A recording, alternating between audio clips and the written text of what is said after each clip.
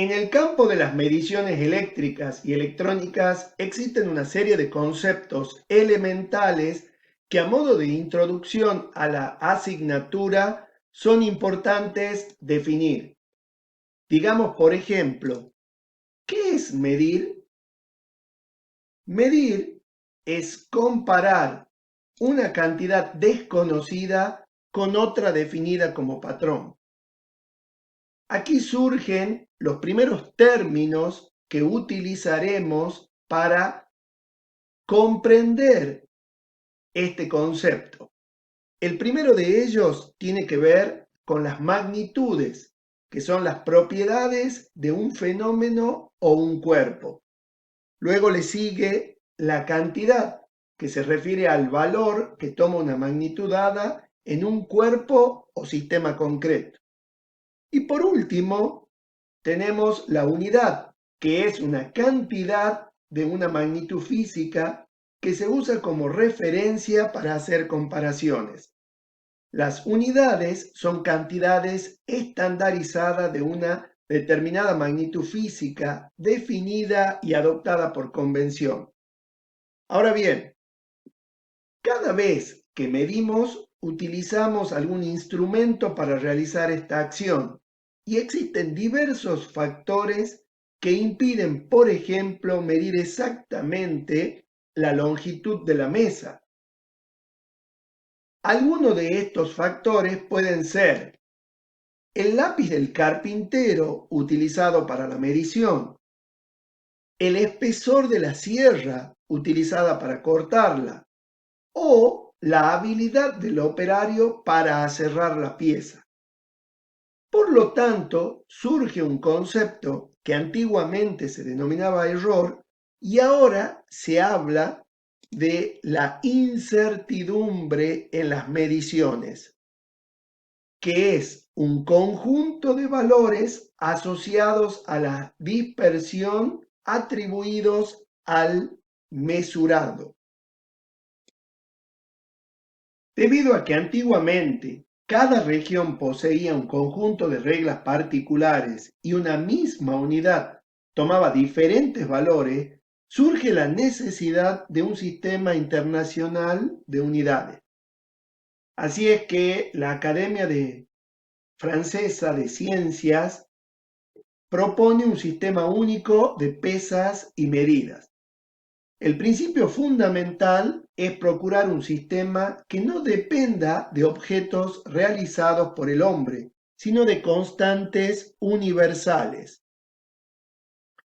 Fíjense que las primeras definiciones no cumplen estrictamente con este principio.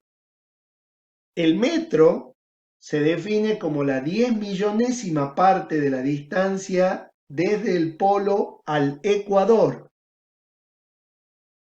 a lo largo del meridiano que pasa a través de París. Como unidad de masa, eligieron la masa de 1 cm³ de agua destilada y le dieron el nombre de grave, hoy conocida como gramo. El metro se materializa en una barra de latón para hacerlo un patrón manejable y posible de almacenar y así mantener las condiciones de humedad, temperatura y presión adecuadas para que no se modifiquen sus características físicas.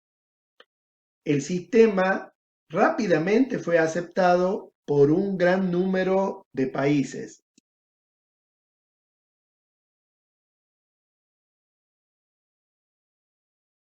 El BIPM tiene como objetivos establecer los patrones fundamentales y las escalas para la medida de las principales magnitudes físicas y conservar los prototipos internacionales.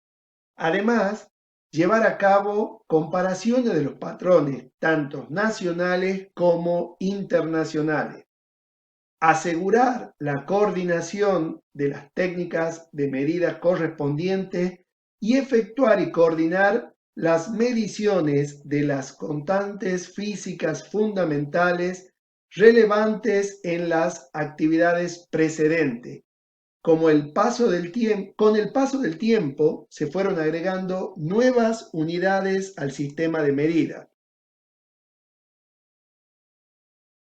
Por ejemplo, en 1889 se agrega el segundo como 1 sobre 86.400 del día solar medio.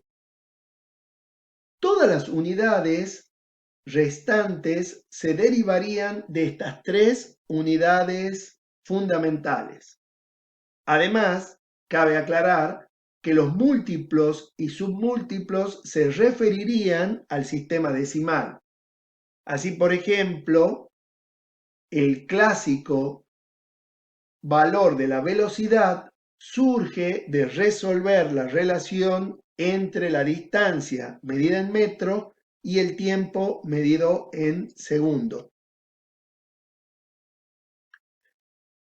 Así es que el sistema actual de unidades quedaría conformado por 7 magnitudes básicas, que son a saber, longitud, masa, tiempo, intensidad eléctrica, temperatura, intensidad luminosa y cantidad de sustancia. Hay que observar un detalle, que todas las unidades que derivan de nombres propios, como el caso del ampere o de Kelvin, son las únicas que van expresadas en mayúscula. Por último, para cerrar, dentro de lo que es el concepto de sistemas internacional de unidades, observamos en esta placa todos los múltiplos y submúltiplos que se suelen utilizar.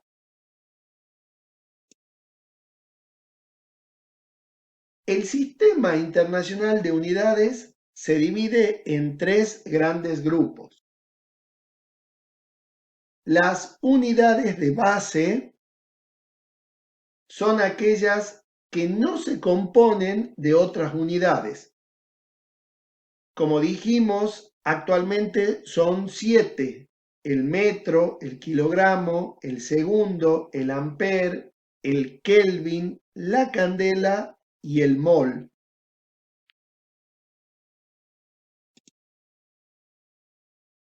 Las unidades derivadas son aquellas que se componen de 2 o más unidades de base. Por ejemplo, la velocidad con que se mueve un objeto es una magnitud que se puede definir como la longitud recorrida por ese objeto dividido por el tiempo que tardó en recorrerlo. La longitud y el tiempo tienen unidades de base, mientras que la velocidad tiene una unidad derivada, porque se puede obtener de una combinación de unidades de base.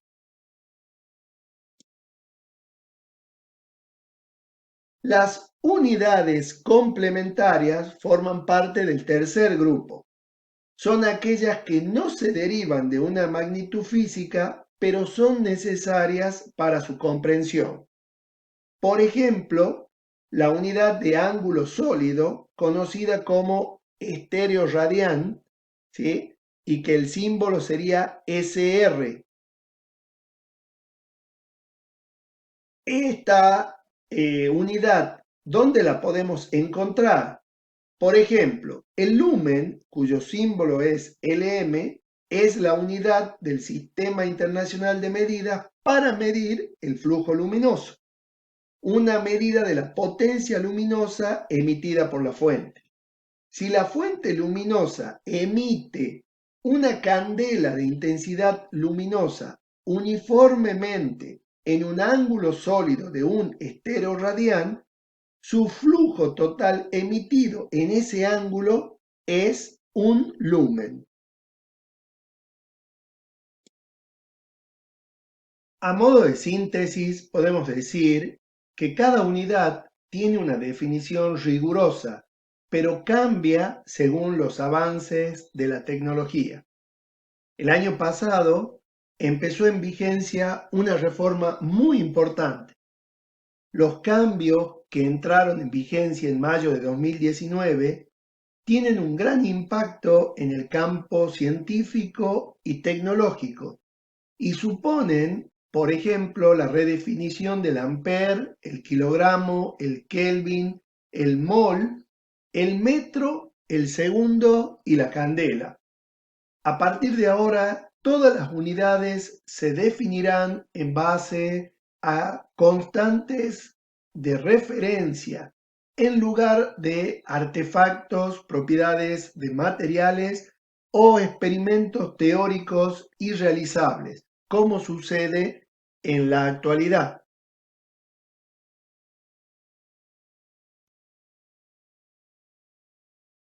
Así, por ejemplo, el metro deja de ser la barra de platino para ser la distancia que recorre la luz en vacío en un intervalo de tiempo de 1 sobre 299.792.458 segundos. Y el segundo es definido como la frecuencia de transición entre dos niveles hiperfinos del estado fundamental no perturbado del átomo de cesio 133, igual a 9.192.631.770. En la foto podemos apreciar un reloj atómico. Gracias a estas definiciones se ha creado el TAI, que es Tiempo Atómico Internacional, una escala de tiempo creada por el BIPM, que es el resultado de promediar los datos de tiempos suministrados por unos 200 relojes de cesio repartidos en más de 50 laboratorios de tiempo en distintos países del mundo. El kilogramo se definirá como la masa de un artefacto,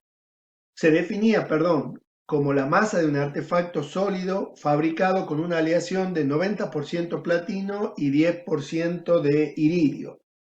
Obviamente no cumplía los principios prefijados por los franceses. La nueva definición propuesta, que entró en vigencia a partir del año 2019, sería: establecido el valor numérico fijo de la constante de Planck, H, igual a 6,62 por 10 elevado a la menos 34, cuando se expresa en unidades de Joule por segundo. Fíjense que la expresión matemática esta, aquí en la parte inferior, figuran solamente constantes universales.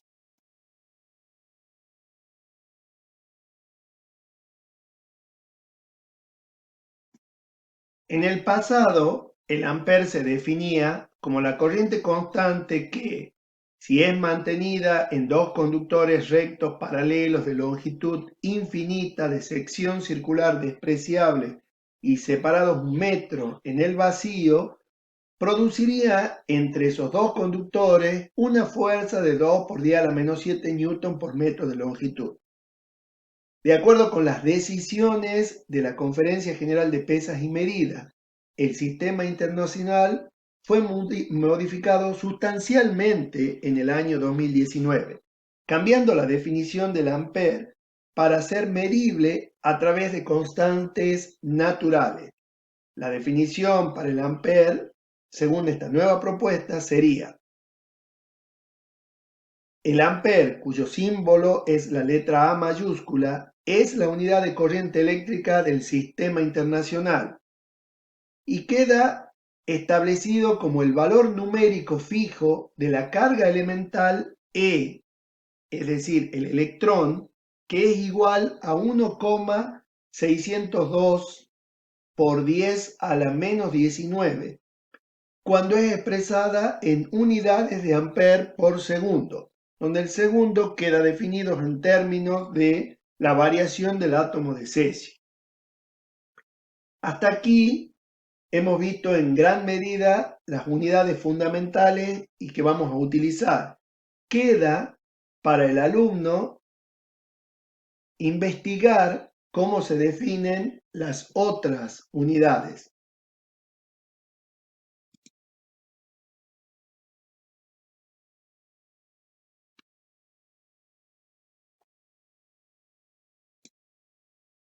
Ahora bien, ¿cómo se implementan prácticamente estos sistemas de unidades? Podemos decir que todas nuestras mediciones son en última instancia comparaciones con respecto a las 7 unidades fundamentales del sistema internacional.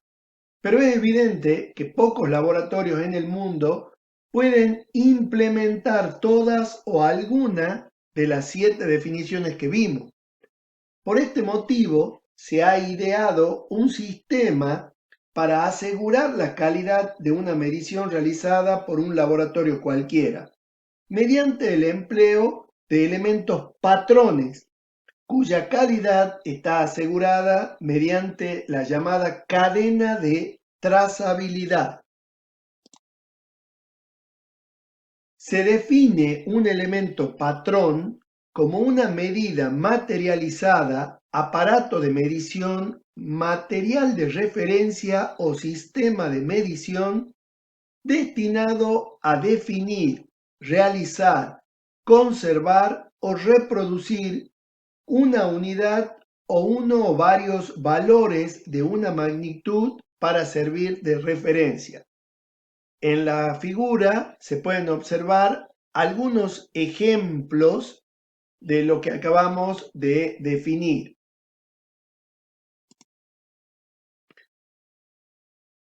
Así, para implementar el ampere, se basa en dos efectos muy conocidos, uno el efecto Josephson y el otro el efecto Hall cuántico. ¿Qué es el efecto Josephson? Es un fenómeno que se da cuando se somete a una juntura formada por un superconductor aislante superconductor a una muy baja temperatura. Generalmente se la sumerge en un baño de helio líquido a 4,2 Kelvin, por ejemplo, y se la irradia con señales de microonda de alrededor 70 GHz. En estas condiciones se genera en la juntura una tensión continua muy estable y que está cuantificada y es de la forma que se observa. De nuevo, en dicha expresión solo aparecen constantes de la naturaleza. ¿Qué sería el efecto Hall cuántico? Esto se logra cuando se somete a una temperatura muy baja, a un campo magnético muy intenso, una muestra formada por materiales semiconductores. De esta forma, la muestra semiconductora toma un valor de resistencia muy estable. Esta resistencia se conoce como resistencia Hall, RH, y tiene valores que son independientes de otras magnitudes físicas y sus cambios, dependiendo solo de constantes universales como son la constante de Planck y la carga del electrón.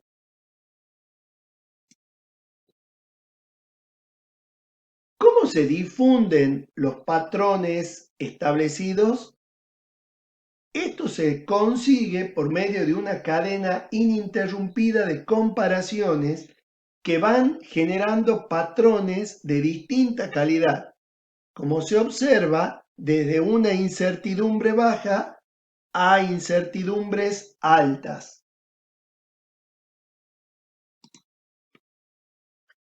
Así, por ejemplo, tendríamos una clasificación de los patrones en patrón primario es el que presenta una alta calidad metrológica y cuyo valor se establece sin referirse a otros patrones de la misma magnitud. Ejemplo, la pesa de platino iridio que se encuentra en París y que define el kilogramo denominado IPK o el efecto Josephson. Patrón secundario se establece por comparación con un patrón primario de la misma magnitud. Por ejemplo, el patrón nacional de masa que posee el INTI, que es un cilindro de acero inoxidable denominado IPK30, que se compara periódicamente con el IPK que se encuentra en el BIPM. El patrón de referencia, que es un patrón generalmente de una muy alta calidad metrológica disponible en un lugar u organización dados, del cual se derivan las mediciones que se hacen en dicho lugar, por ejemplo, en un laboratorio o en una empresa.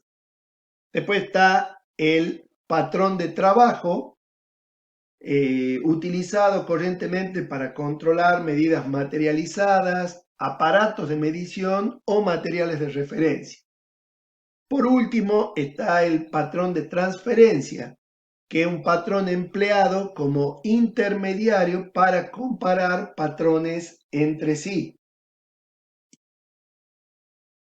Para la metrología eléctrica, que es lo que nos interesa en este curso, los patrones primarios y o secundarios de tensión y resistencias son sistemas que implementan los efectos Josephson y Hall cuántico que mencionamos anteriormente.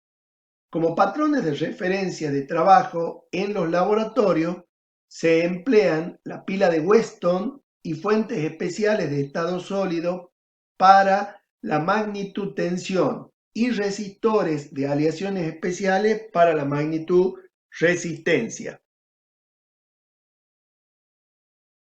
La pila o celda de Weston, también es llamada pila de cadmio, es construido en un recipiente de vidrio en forma de H con el ánodo en la parte inferior de una pata y el cátodo en la otra pata. Los patrones de tensión se refieren a fuentes electrónicas de corriente continua que contienen una batería que se conecta a la red eléctrica, o sea, en circuitos electrónicos especialmente diseñados para producir tensiones de referencia de, por ejemplo, 10 voltios o 1.018 voltios, altamente estables, y es un dispositivo transportable, por lo que comúnmente se lo utiliza como patrones de transferencia o viajeros para comparar patrones con distinta ubicación geográfica.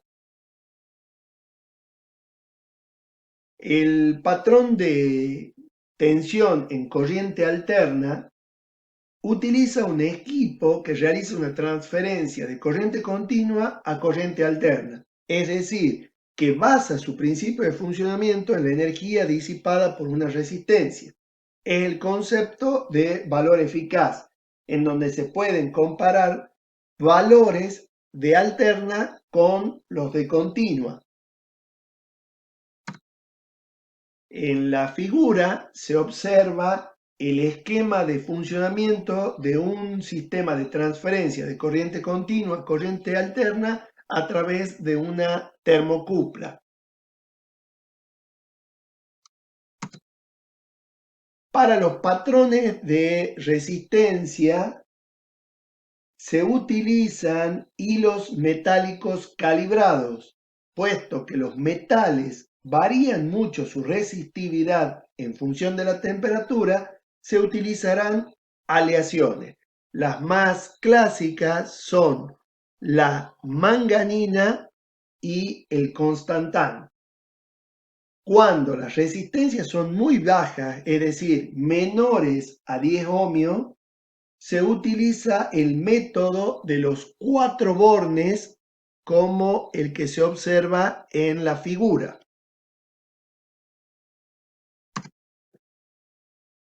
Los contactos de tensión y corriente están separados, evitando así errores debido a resistencia de contacto de los bornes de conexión. El hilo, convenientemente aislado, va encerrado en un recipiente metálico y sus terminales van dispuestos exteriormente en la tapa. La capacidad de disipación de potencia de las resistencias patrones está en el orden del vatio en el aire y de 10 vatios cuando están sumergidas en aceite. A partir de estos valores y sabiendo el valor de la resistencia, es fácil determinar la corriente que puede admitir.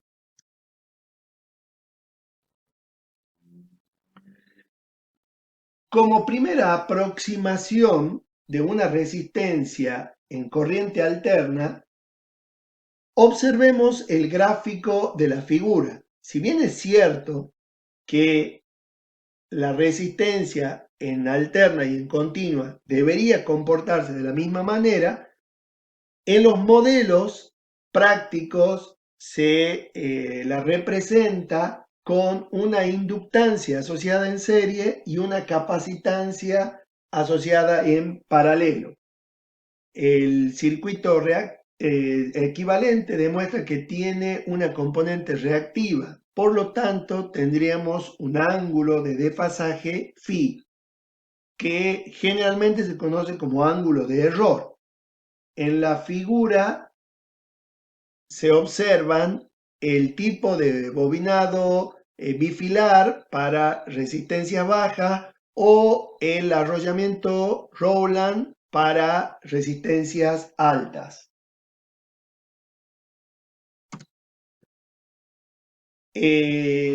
Para los patrones de resistencia y de tensión se mantengan dentro de los parámetros exigidos por las normas, existen calibradores electrónicos que permiten mantener sus valores de exactitud y precisión. Con esto daríamos concluida la clase referida a sistemas de unidades en general.